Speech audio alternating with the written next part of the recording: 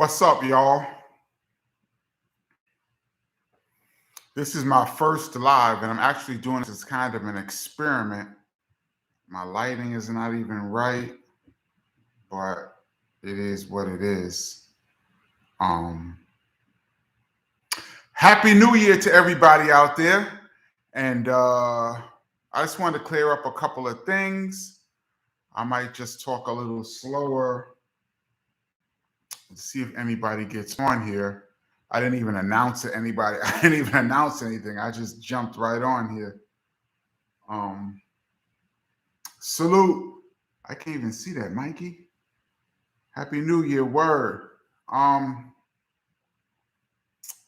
It's been a great year, 2022 for me. Actually, I hope everybody had a great year.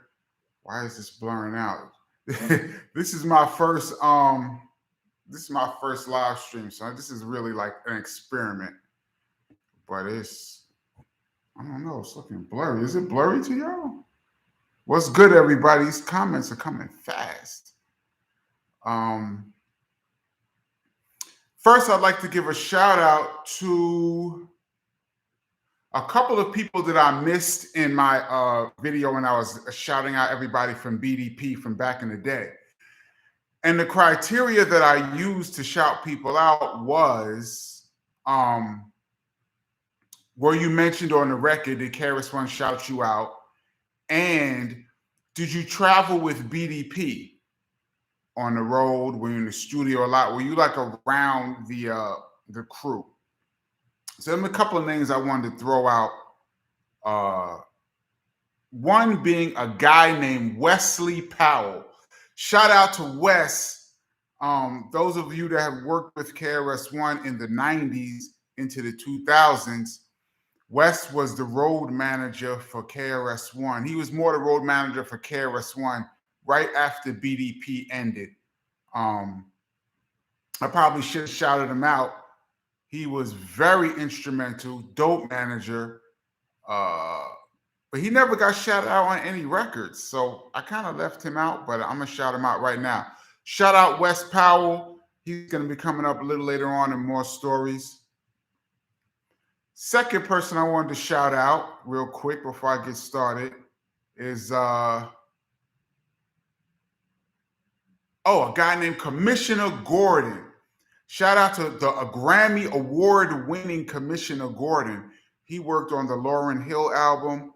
He worked with Will Smith on Men in Black. He did a ton of records. He was the main engineer and sound engineer on the road during the I Got Next KRS-One album.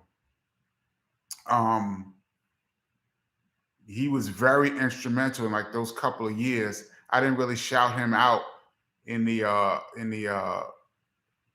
BDP roundup. Did Chris ever shout Commissioner Gordon out on a record? I'm not really sure, but Gordon was another very important person that I wanted to shout out. He's number 2. And number 3 is the Breeze team, our dancers, the break dancers. Now, BDP was known not to have dancers. Back in 88, 89, 90, when everybody had dancers and it was the most popular thing, BDP never had dancers. That wasn't our thing. But later on, around the time of the I Get Next album, we had the Breeze team. Chris brought them on. They were super dope dancers. I'm going to show some footage of them later on in some other videos. Shout out to those guys. Shout out to Nice. Shout out to J-Day. Shout out to Ruff. Shout out to Lizard. Shout out to all those guys. Those are a few people that I left out. I probably left out more people, but some people are mad at me. But those were the people I got to talk about mostly. Thanks to everyone who's saying that they liked the book. Thanks to everyone that bought the book. The book is doing very well. I am so appreciative to anyone who's bought the book, read the story, lend the book to a friend, whatever. I just want to get the story out. And I hope people enjoyed it. Somebody said, "What's up with D Square?" I mentioned D Square in the BDP roundup. He was the main engineer for the Ghetto Music album, edutainment album, and Sex and Violence. D Square was around for a while. Shout out to my man D Square. I'm trying to see. With KRS going Alex Jones show in 2023. I don't know. Let me get into that too. I try to look at all the comments. And people have asked some questions. Let me say this. Some things I can't really answer. Some things only KRS-One can answer. Some questions that people have, I kind of know the answer, or I've heard Chris and people mention it. But if he doesn't talk about it and he doesn't mention it, it's not for me to mention. Some of it is really none of my business. And I try to keep it like that. And some things that I don't answer, I didn't see it happen. Like, I'm trying to be on this channel as factual as possible. And if I didn't see it, or somebody credible told me about it and they saw it firsthand, if they didn't see it firsthand, then I'm not really going to bring it to you guys, or I'm going to say it was a rumor. But most of the things that I try to bring on this channel, I'm trying to keep it real, as factual as possible. I got something in front of my camera that's blocking my thing. Okay.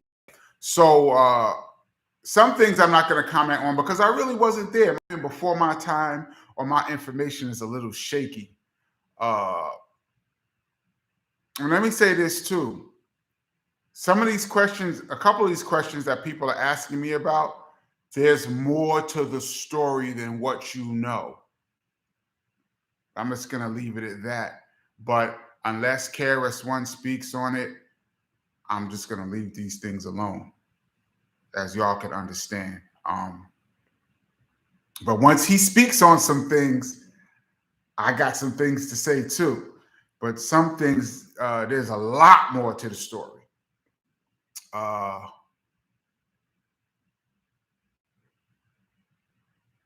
Hilton Palm. Is that, I'm reading that right? I don't know. My eyes say Hilton Palm. Thank you so much. I really appreciate it. I don't even know how to scroll back to some of these questions. Do I know how to scroll back? Oh, keep in mind, y'all, this is my first one, so I'm really just learning this on the fly. I'm trying to see the questions.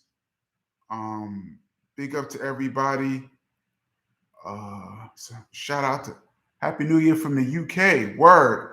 Chris is in the UK right now. I need to get out there. I love the UK, man. To me, it's like the village in New York City, just big. Like the whole country is like the village. KRS-One should go on Party People podcast. Shout out to Talib Kweli. Yeah, he should. But KRS will make music with underground artists. I don't know. I mean, people ask me a lot of questions about KRS. These are questions that KRS would have to answer. He's made records with underground artists before, so I'm sure, he would. We need the Prince B story. I thought I went into that. The PM Dawn story is the PM Dawn story. The video that I posted is my best recollection of events. And let me touch on that real quick, the PM Dawn story, because there's been some misconceptions and people have been asking some questions about that. First of all, one of the number one questions that I've seen is, oh, why y'all stepped to PM Dawn? You didn't step to X Clan. You didn't step to PRT. You didn't step to Ice Cube. And let me just say that I was trying to say some things in the video between the lines because I didn't really want to get too deep into certain things. And I don't know if everybody picked up on what I was saying. I was saying that we had problems with X Clan. That's a whole story. BDP X Clan is a whole story that I didn't get into during that video. There was a press conference and the whole thing afterwards. people may not know that, but maybe I'll get into that another time. I really didn't want to get into that. I mentioned PRT, and I said in the video that there was a little confrontation actually with PRT, and I just left it at that and kept it moving. I didn't really want to get into that too deep either, because what I don't want the channel to be is just a channel about beef all the time. Just every week, just beef. And some of these people are now friends with all of us. Actually, some of them were friends with us before. And then we've had our little incidences, and then people became friends afterwards. So I didn't want to dig up old wounds. Like, for example, PRT, KRS-One and Wise Intelligence did a record a few years ago. So it's all good. But I was saying in my video, I was trying to say without saying that there were incidences with these people that I didn't get into. So maybe I'll do one on X Clan just to clear it up, because a lot of people had questions about that. And I brought the reason that I brought these little beefs up, and there were more beefs that I didn't even bring up. So many. I'm going to get into some of them down the road, and some of them I'm just going to leave alone. But the reason that I brought up these beefs is because I wanted to set the scene to everybody of what was going on leading up to the PM Dawn incident. There's a lot of stuff going on right around that time, little after, little before, but there was a lot going on. So that's why I brought it up. People mentioned Ice Cube. I've never met Ice Cube, but I tried to say in the video that in Ice Cube's defense, he said that what he said about self-destruction was not what he meant.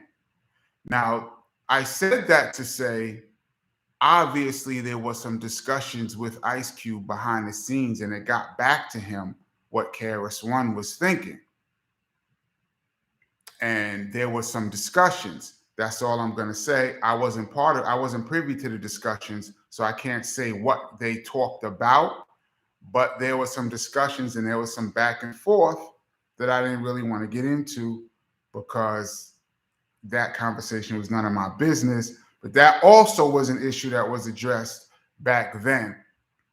And let me add this too, is add a little more clarity. Every situation that you have with people, not just in hip hop, but in life, each situation is handled differently. You don't have one blanket response to everybody. You might have an argument with this person, and you might deal with this person this way.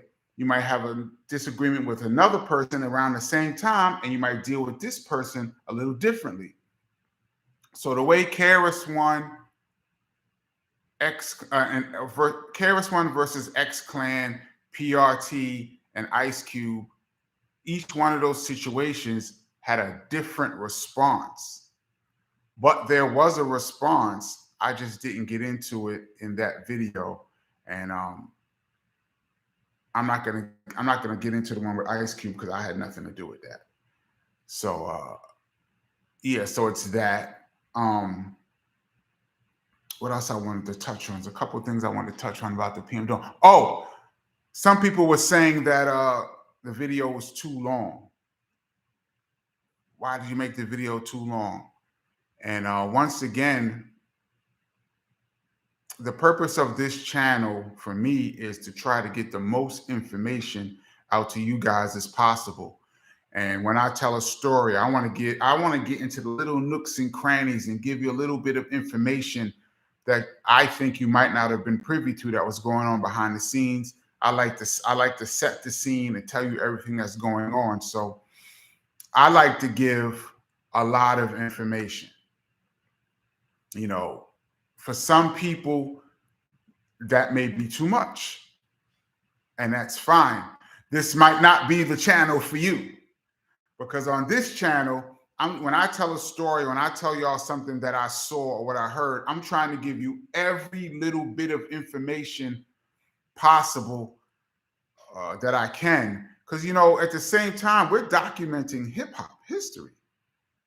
And, as you guys know, most of the 80s and 90s weren't really documented. I mean, compared to now, you look at now, we're 2023. I would say between social media, video cameras everywhere, people filming everywhere, paparazzi, I would say 85 to 90% of the things that happen in hip hop is out there for the world to see. Rappers even telling on themselves, the whole thing. Back in the 80s and 90s, I would argue that 20%, maybe 30% of the things that happened got documented. That's it. There's like probably 70% of things that happen that most people don't know about. And unfortunately, when people who were there or who had knowledge, when they pass away, that knowledge is gone. So for me, like I said, I was around to see a lot of things, a lot of amazing things, a lot of hilarious things, and a lot of things that happened in my crew.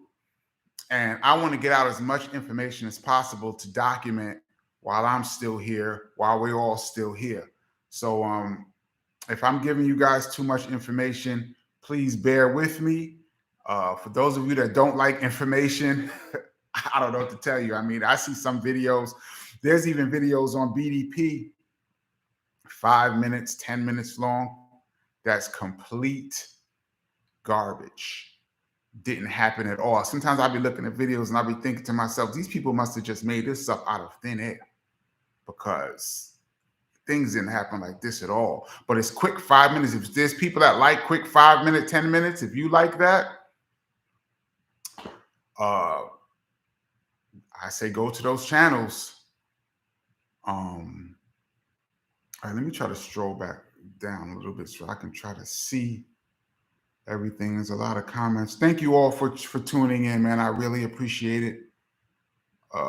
In my experiment, I'm going to do more of these. I'll probably get a little more refined as I do them, but this is just off. Somebody asked KRS-One versus Nelly. I'm a little vague with that one, but I might do a video on that one. Get into it from what I understand. Were you on the set of Self-Destruction video? No, I wasn't. And I'm mad that Chris didn't call me. At that point, I was in school, though, so I probably couldn't have made it. But I didn't know about it at the time. I was in the studio, though, for some of the making of some of that song. I was in the studio when Heavy D recorded, and I was in the studio when MC Lyte recorded their parts. But I was not at the video. What's the name of the book? The book is called My Brother's Name is Kenny. It's looking like it's backwards on here. It is. My Brother's Name is Kenny, the greatest true hip hop story ever told. Pick it up if you get a chance.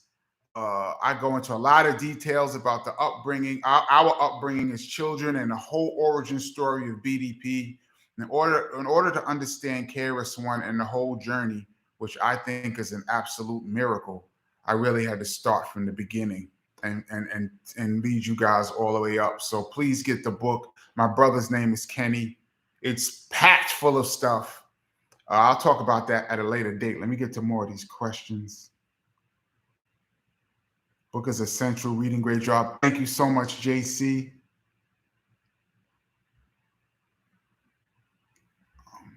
Any stories on Slick Rick? KRS-One and Slick Rick are cool.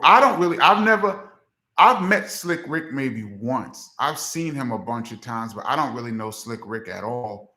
So I personally don't have any stories with Slick Rick other than watching him perform. Obviously, him and Chris are cool. No, I don't have any Slick Rick stories off the top of my head. That probably won't be on this channel, but G-Rock, thank you very much. South Central Los Angeles in the building. Yes, thank you. Beef, what a relief. When will this end? Beef is the record that made me stop eating red meat, by the way. I think that's one of KRS-One's greatest songs, Beef. The way he broke down vegetarianism One of his greatest records, in my opinion.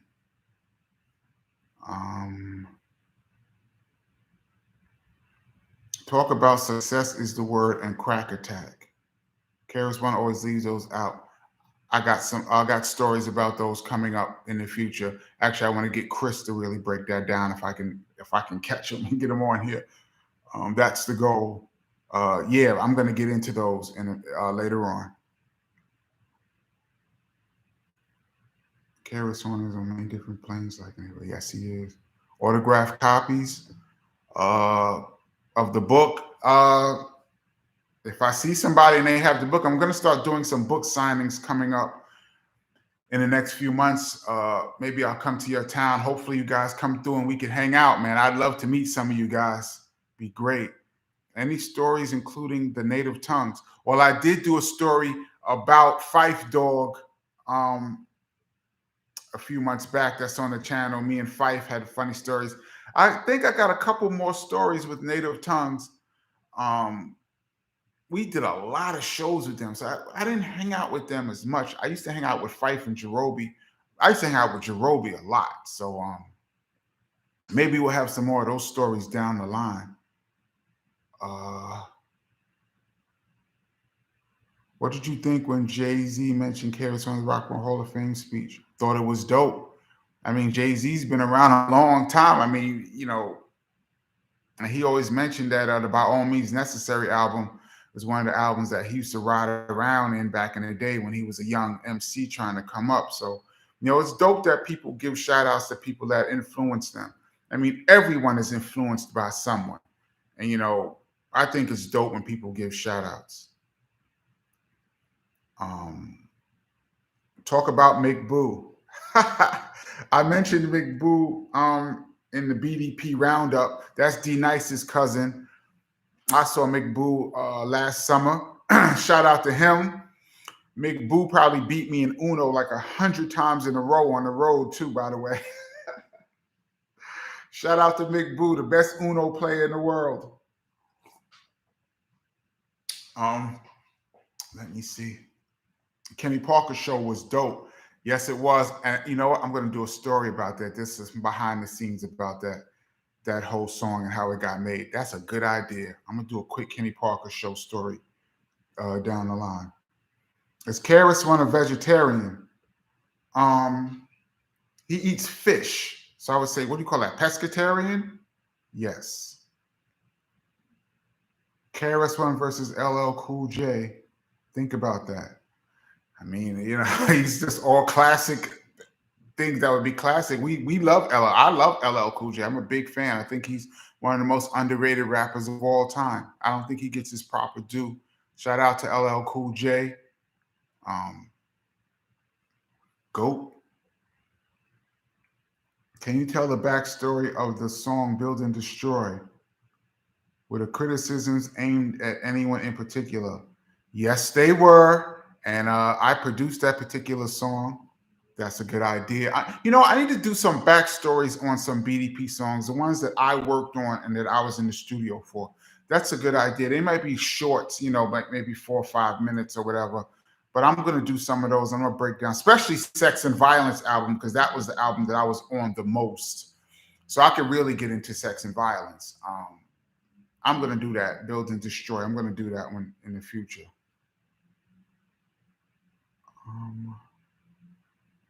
What else? A sample beef comes from a Hare Krishna record. Is that what KRS had a record? The sample beef. Yeah, it is. It's a record with an orange cover. I can't remember. You know what? I don't even know if they played that sample. So let me shut up. This was 1990. This is before sample clearances, and I have a couple of funny sample clearance stories. The people ran up on BDP for using their records, old artists. I'm going to tell that in the future too. I'm getting a lot of good ideas from looking at this. Any stories about Eric B and Rakim? I got a couple. I didn't really know them like that. As I heard Chris mention it, Eric B and Scott LaRock were really good friends. KRS-One and Rakim are cool, of course. I'm cool with Rakim, you know, but I've never like hung with Rakim. Like we're not like boys, but we're good when we see each other. Shout out to the guard Rakim. I got a funny story with Rakim. I might tell that in the future. Just a quick funny. I have like a bunch of like quick funny stories. They might not be long enough for like a whole presentation, but they're like really funny. So I might like string together like 3 or 4 of them in one video. And plus, I got a video series coming called BDP Epic Fails. That's what I'm calling it. And they're going to be hilarious because it's going to be a lot of things that went super wrong during the course of BDP shows and things like that. I got some funny stuff coming. Mostly, you know, I really want to tell you, I've been kind of serious mostly on this channel. I've been talking about beefs and different things. But you know, there's a lot of funny stuff that I think that you guys are going to enjoy that I have coming up. Because I like to tell funny stories. So yeah, that's coming. Welcome, welcome. Which BDP tunes really moved the crowd the most at live shows? Well, I guess, you know, it's different eras. I mean, in my time DJing, I DJ'd from like the beginning of 1990, excuse me, into like the 2000s, early 2000s. I was like the steady DJ. And then after that, I was off and on. KRS-One's son DJ for a while. Shout out to Predator Prime. He moved into that slot. In my time, the songs that got the biggest responses were, of course, South Bronx and the Bridge is Over. I'm Still Number One was a huge record in the shows for a lot of years. Sound of the Police, of course, that chorus is big. MCs Act Like They Don't Know was big. Of course, Step Into a World. Those were like the biggest ones. Listen to My 9mm Go Bang. That song, the way Chris performs it, you know, we always switch up the beat. We'll probably throw on like the latest reggae beat of the time. And we like to rock a lot over the beats. That song was really big. Yeah, I would say those were the biggest songs consistently over the years. Let me go back. Did KRS-One produce for Just Ice? Yes, he produced the two Just Ice albums. Any Just Ice stories? He's one of my favorite MCs. Yeah, I got a Just Ice story short. I'm gonna do one. He's very funny too. Just Ice is like really scary to people if you don't know him. I don't want to put this out there because he is definitely a serious dude. But if you get to know Just Ice, he is very funny, man. Very funny guy. Love Justice. Still serious dude, though. Don't get it twisted. But as we know him, Justice is very funny. Sex and Violence album production's fire. Thank you so much. I'm going to really get into that album, talk about it, because a lot of stuff happened behind the scenes. I'm going to get into that.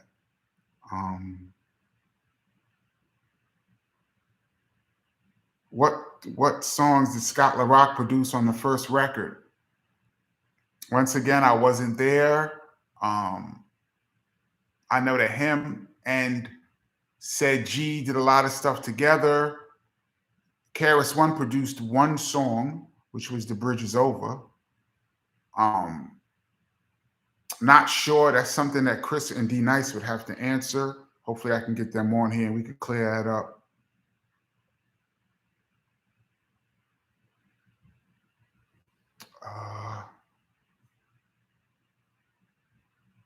Can you tell us why BDP downsized after Sex and Violence? Heard there was some strife. To make a long story short, yeah, there was some strife. Keep it 100. It's a combination of things. Some people were there temporarily being groomed to go on to do other things. Some things was a little strife. Some things, that's more of a KRS-One. You know, he's the only one that could say who was in and out of BDP. Of course, I was there. Of course, I have answers to questions, but that's some things I'm just gonna not get too deep into unless Chris gets into it. But there was a couple, not too much strife, but a couple of people. Who was KRS-One's favorite rapper? Not really sure. That really changes. Me and Chris have had so many arguments over hip hop and who's dope and who's whack. It's so hilarious. I could do a whole segment on just me and KRS-One's arguing since we were little kids over who's dope and who's whack. Because how he judges MCs and how I look at it is way different. It's just hilarious. I'm going to get into some of those stories too in the future. Who owned the Jeep in my philosophy video? That's a good question. Not sure, but there's an answer to that question because I thought I've heard Chris mention it, but I'm not sure. There's an answer to that question.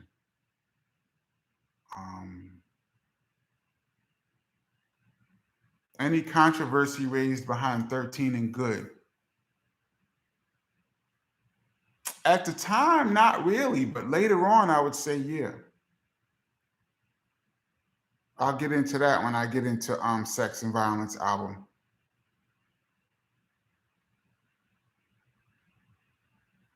I'm gonna leave. I'm not gonna say vicious. Somebody's address it. Was the SP1200 a hard sampler to learn? Yeah, yes and no. There's the SP1200 right there. I had the advantage that shout out to D Square. He kind of walked me through it because what happened was I told Chris after I started DJing about a year in maybe 91, I told Chris, I wanted to start learning how to produce records, sample, make beats. So Chris just hands me one of the SP1200s that we have, $2,000 machine. This is $2,000 in 1990 when he bought it. Today, that's probably like 5 G's. He just hands me the SP1200 and hands me the book and says, here, go learn it. So now I'm trying to read the SP1200 book. It looked like Greek to me. Shout out to anybody out there that's Greek. I don't speak Greek. So I went to D Square and he kind of walked me through the basics. And then I got on and just started playing with it. And then I learned how to work it. Only took me a few months to get the basics, but to really learn how to work it, it took me a while. But I would say it's a hard machine to learn compared to by today's standards, but I had advantages of a professional engineer walking me through it. Any stories on MC Poet? I don't really know Poet like that. I might have a little story about that song though. Still Number One remix. I was in the studio when they did that remix. To my knowledge, I'm going to jump out the window on that and say that might have been the first remix where somebody actually changed the beat and the lyrics to the song. Now, I know somebody out there is going to fact check me. I'm just jumping out the window and saying this, but they made that remix in 88. I mean, Still Number One remix is almost a different record. I mean, it has elements of the record, but it's almost a different record. I don't know if anybody had done that before that. Maybe they did. Somebody fact check me on that, but I think that's one of, if not the first, one of the first. BDP was the first in a lot of things, man. Let's see. 100 guns, 100 guns, 100 clips.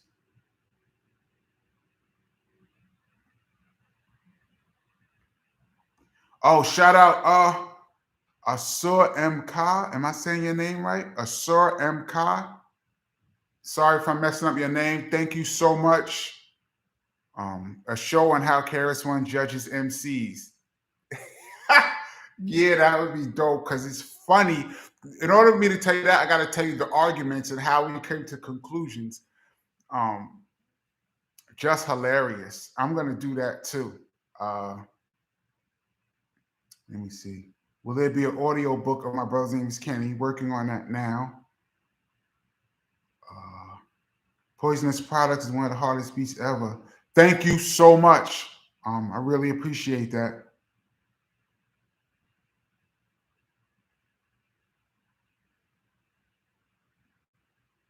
I always thought BDP was part of Black Moon.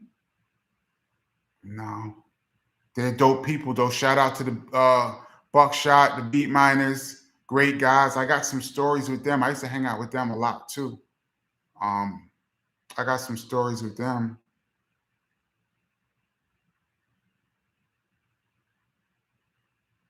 Would love to hear BDP Mantronics collabo. I'm a big fan of Mantronics. Mantronics was a dope producer. He doesn't really get mentioned as much as he should. Shout out to Mantronics. I never met Mantronics, but shout out to him. What were those samples in I'm Still Number One remix? Not sure. DJ Doc worked a lot on that too. That's a person I need to do an interview with. DJ Doc, because he was around for a lot of stuff. Great producer.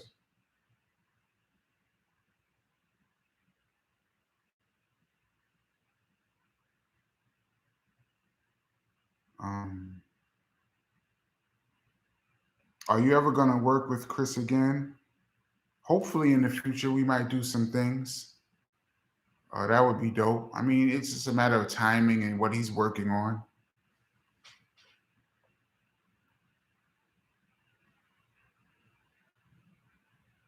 Who did the beat for Love's Gonna Get You? A guy named Pal Joey. Shout out to Pal Joey. He did Love's Gonna Get You, and he did Duck Down, and he did 13 and Good, and some other songs on sex and violence. Shout out to him.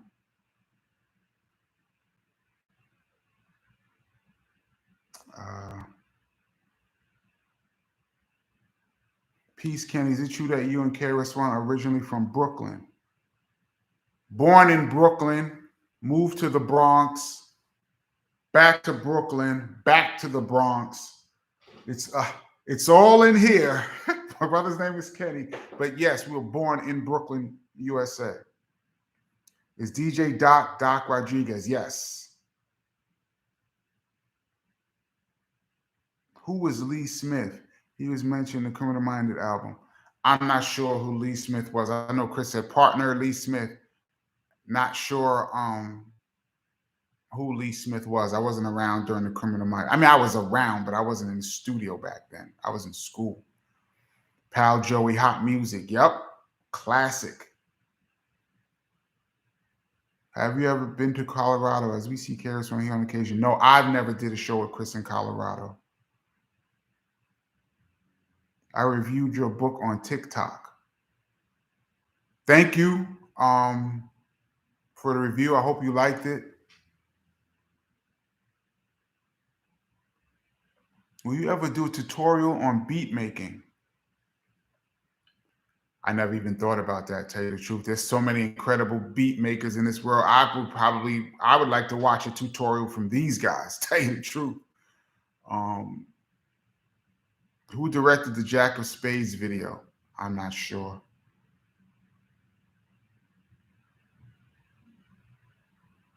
What's your favorite KRS-One song and album?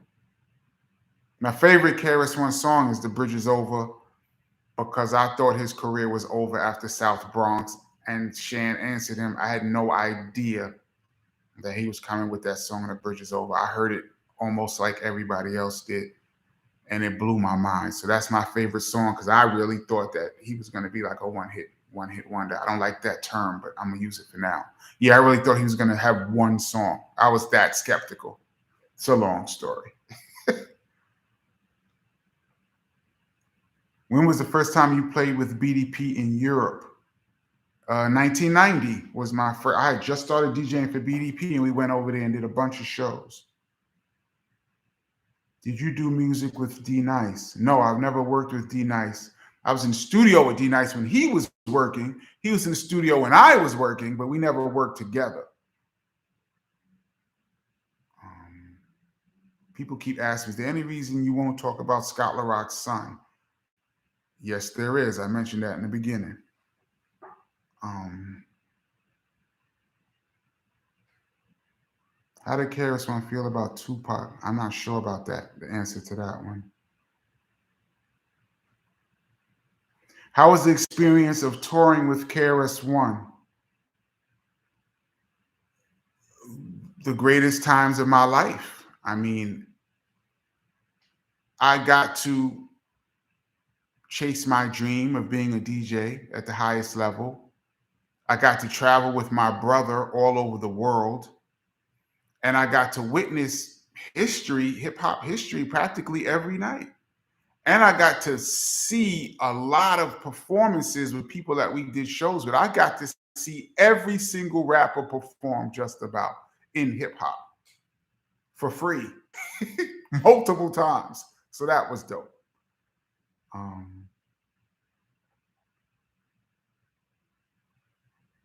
this thing is moving really fast. Any favorite New York City clubs back in the day?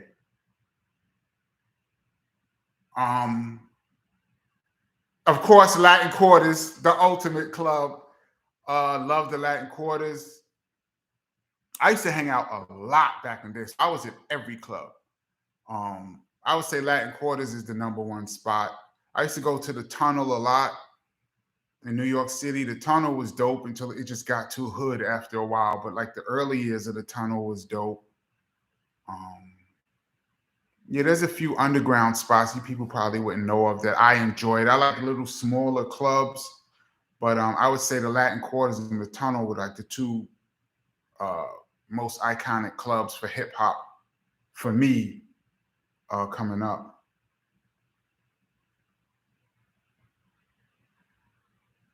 Let me try to scroll this back a little bit.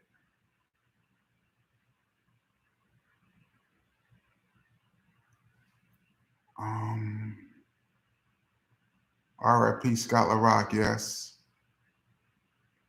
Are you coming out with an album yourself? I plan on working on some music in a few months. Don't know if it'll be a whole album, but we'll see how it goes.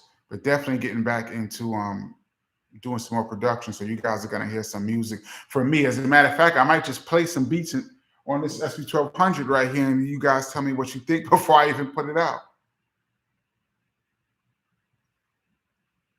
Did Miss Melody write her own lyrics? Not sure about that. I've never seen her write before.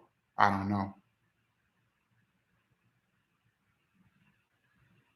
Somebody wrote, "Peace, Kenny. I know you've written at least one rhyme. Let's hear it." You know what's funny about that? I've never written a rhyme in my life. Not even 4 bars. Never. I had never had a desire to be an MC at all. All of that went to my brother. Never wrote a rhyme. Love hip hop. Never wrote a rhyme.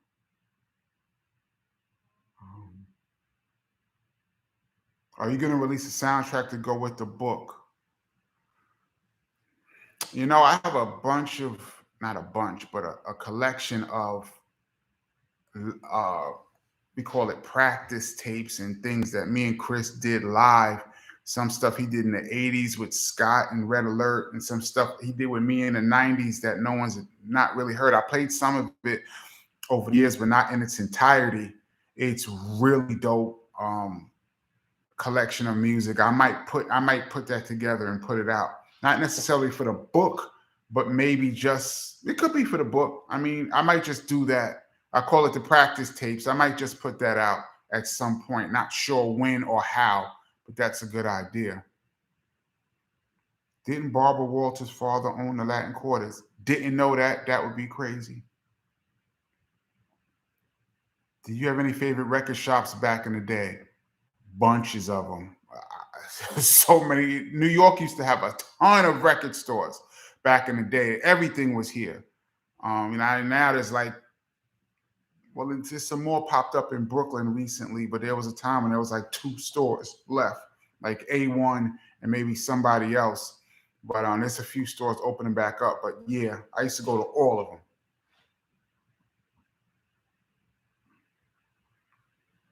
Are you going to produce a new KRS-One MC Shan collab album? That would be hilarious. I would actually work on that just to see how funny that would be. Um, what's your thoughts on the Madism loop? I've never heard the Madism loop. Love the track though. Love the song. I don't know what the original to that is. Love it though. Are you excited that De La Soul's catalog will finally be streamed? I just saw that today. Of course, I have all of De La Soul's music. I'm a huge Native Tongue fan, so I listen to their stuff all the time because I happen to have the music. I mean, the fact that they're putting it out must mean that they got their legal situation handled. So if they're happy, I'm ecstatic. Love De La Soul, one of the greatest groups in all of music history.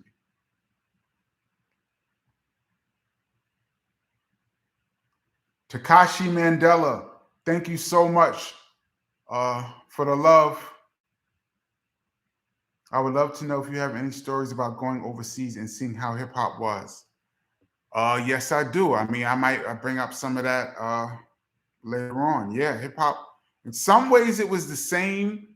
In some places, you'd be shocked. You know what's shocking about overseas? You're just shocked to see how far a song can go. When you make a song, you have no idea if it's even going to be a hit, if anybody's going to like it. You just make your music and you put it out to the world, and then you go somewhere on the other side of the planet and people are singing the songs. It's surreal, man. Crazy. Love all of the backstories. Keep them coming. Thank you so much. How do y'all feel about when the West Coast first started becoming a game? Well, I can only speak for myself. I thought it was dope. Damn. I'm a huge Dr. Dre fan as a producer. So I was down since NWA, which is another funny story I got to tell. Me and Chris used to argue about NWA. He's the one that put me on NWA. Hilarious story. I'll tell you that another time. What are your thoughts on the BK versus KRS versus, which I was there in the crowd for? Thought it was dope.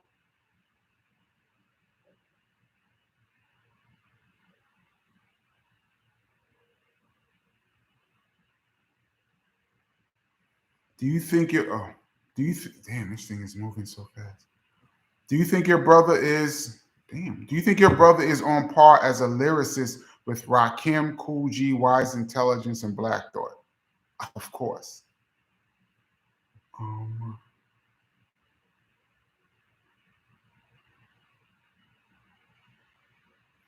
in your book, you mentioned KRS wrote his rhymes super fast. What was his writing process? I'm not sure about the writing process. I never really got into the process. I just watched him get an idea and just go into the room, pull out the notebook. You know those notebooks that you had like in school with the little black and white. I forgot what you call them, like black and white notebooks. And he just starts going, and he'll finish a whole song very fast.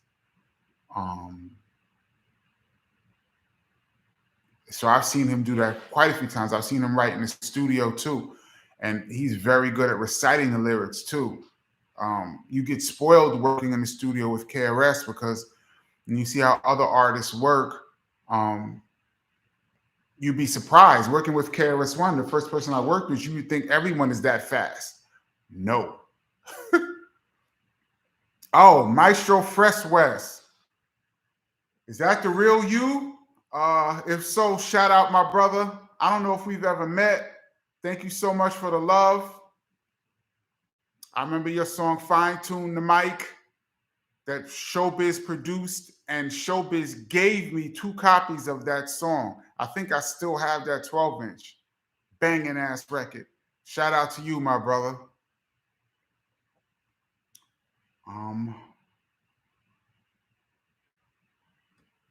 How did Kid Capri get down with BDP? Chris, of course. I'm not really sure. I met Kid Capri at the live video shooting.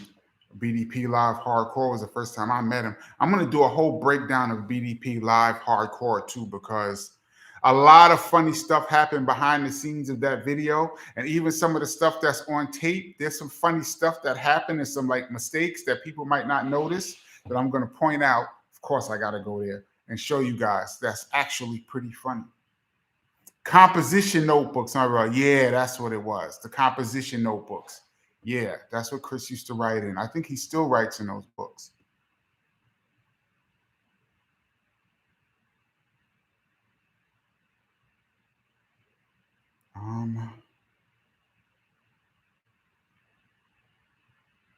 Oh, Fresh Rose. He said we met in Manhattan, and you told me you like Fine Tune the Mic. Okay, yes.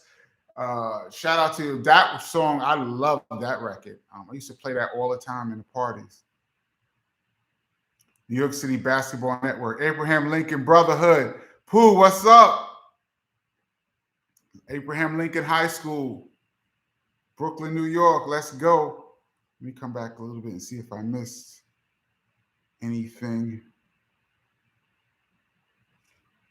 Favorite place you've toured?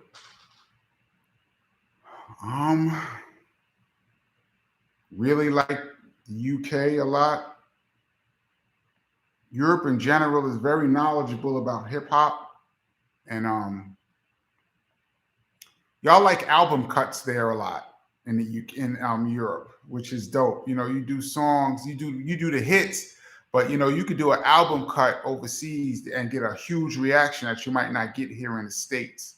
So I love people that like you know the little you know nuances of hip hop. I love that kind of stuff. So shout to Europe. That's my favorite place that I've toured so far. Japan was dope too, by the way. When last I was there.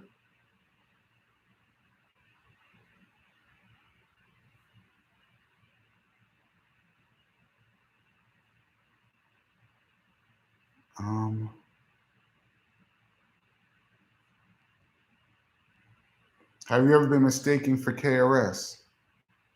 Actually, that's funny. Rarely. Almost never. Most people I see be like Kenny Parker. Like, very rarely am I mistaken for KRS-One. To be honest, you would think more. You would think that more, but no.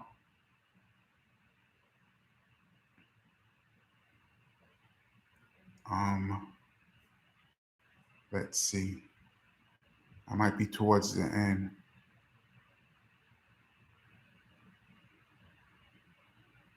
I know Chris has supreme confidence as an MC, but is there anyone in particular that he was hesitant about battling? Not that I've seen. Chris lives for that.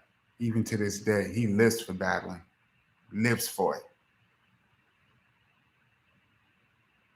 Hope all is well. It's Architect. Shout out Architect. What's good, my brother? Any notable unreleased BDP songs? Tons. There's a whole unreleased BDP album that didn't that came out, that was supposed to come out after I Get Next. I Got Next. After I Got Next, there was a whole album that was supposed to come out that didn't come out. That was done, ready to go. And then, of course, you know, there's songs.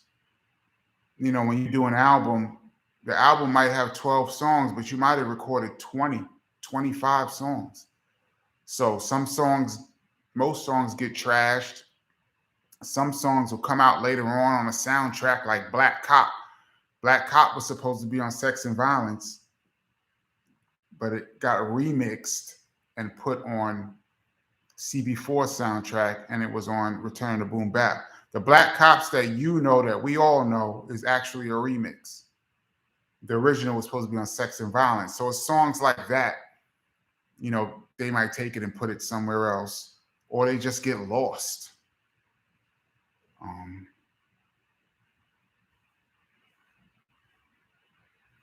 This thing is moving so fast. How Music. Thank you so much. How Music. Shout to you. Thank you. Appreciate it. I loved essays on BDPism. Wow, I can't believe somebody mentioned that song. One of my all-time favorite BDP songs. I think that's the last song that KRS-One and Scott LaRock did was essays on BDPism. Don't know why they did that song because Criminal Minded was already out. Maybe it was for the next album or whatever. Loved, loved, loved that song to this day. I need to talk to Chris more about that song and see where it came from. Well, what was the reason for it? Probably just a song. Did you ever have a DJ battle? No. No, never had a DJ battle. I was more DJ. My job was DJing for BDP. That was just how I came into it.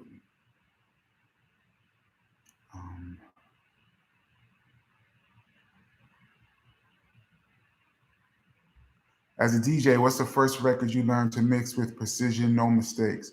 Oh, of course, Impeach the President, Breakbeat. Every DJ, not every, but most DJs start out as that record. As it's a simple record, 4-beat record that you learn to mix with. Because once you could scratch and mix that record, you could mix a lot of records, especially at that time. Shout out to Breakbeat Lou for putting that on Ultimate Breaks and Beats so everybody had access to that record.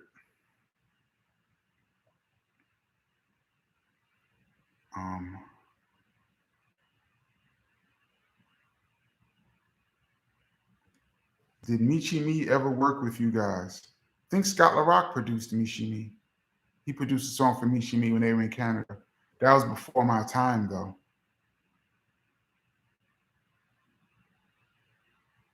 Somebody asked about KRS-One Bomb Squad songs. I didn't know they worked together. That would be news to me.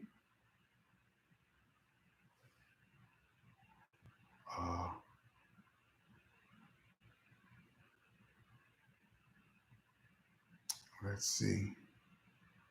There's so many I'm trying to get to. Has Chris done any work with Nas? Not that I know of. They could have. I mean, that song Classic that DJ Premier produced, I don't know if they were all in the studio at the same time. I doubt it. But that song had KRS, Nas, Rakim, Kanye. That's the only one that I can think of off the top of my head. I got a funny Nas story coming up too.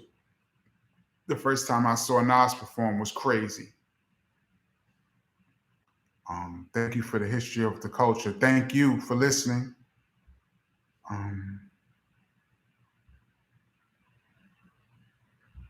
Ever meet Fat Joe?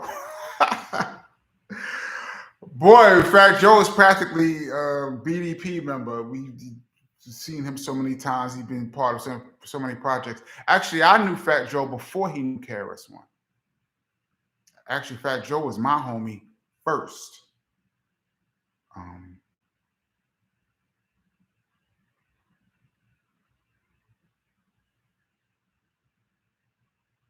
Premier has a view. Are you going to talk about KRS graffiti writing career? I mentioned it a little bit in the book, how it started, how I saw it, how I saw him get started in graffiti. I wasn't around for a lot of his graffiti bombing that he used to do back in the day, just a little bit. Chris would probably be better if he got into that a little bit more. What did KRS think of Tupac? Not sure, but I have a Tupac story coming. I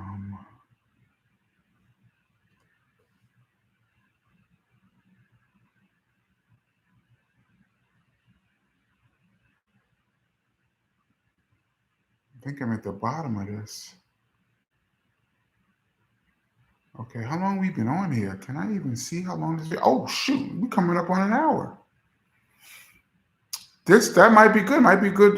People always saying I'm going too long. Look, we just went for an hour, but this has been great because I've had fun with you guys. But I think I might cut it short here and catch you guys. I got a couple more videos I want to post. I might do this once a week. I might pick a day and just come on here and kick it with you guys, because there's a lot of y'all guys gave me a lot of good ideas, and I'm trying to answer all questions as truthfully as possible.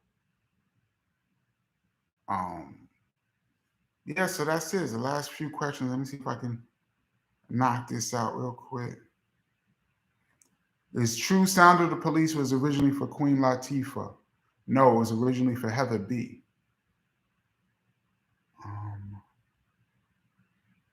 Thank you for all the people that's showing me love.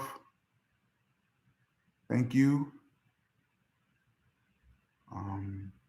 Yeah, I'm going to wrap this up. We're at an hour.